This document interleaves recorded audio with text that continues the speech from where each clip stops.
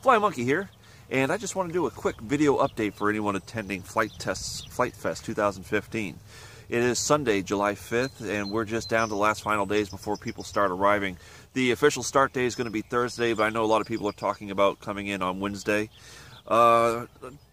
Just want to kind of go over some of the things, conditions, questions, things like that real quick.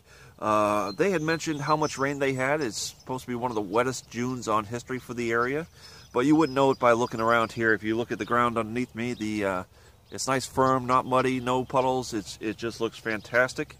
The rain has been good for the crops that's out there behind me.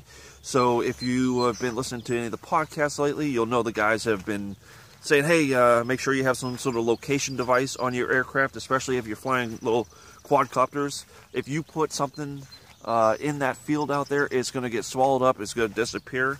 So they talked about some of the tiles, the little Bluetooth devices, or a GPS device, or some sort of buzzer that you can either activate on the transmitter, or when the battery drops down to a certain voltage, you'll start activating.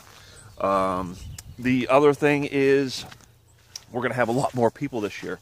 Last year, prior to the event, we were at about 300 to 400 pre-registered pilots. This year, we're over 700. If you were at the event last year, you remember how tight parking was? Well, it looks like this year, we're going to have access to this section of this neighboring field.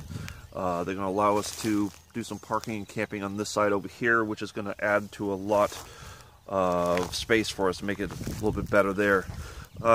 One last thing real quick. I am from Florida. That's where I live now. I spend a lot of time outside, so I'm rather conditioned to the hot weather down there.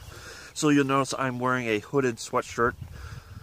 It's cold, for me at least, and I remember last year it got quite chilly at night. So if you're going to be coming up from any of the southern states and plan on being here at night, camping or enjoying the activities that goes on after hours, be sure to bring some sort of warm clothing, long sleeve shirts, sweatshirt, whatever.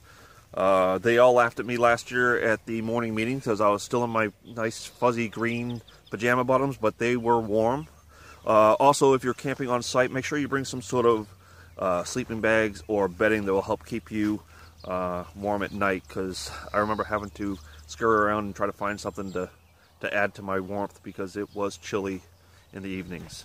So that's it. That's going to be a quick summary, and we'll see you all in just a couple of days.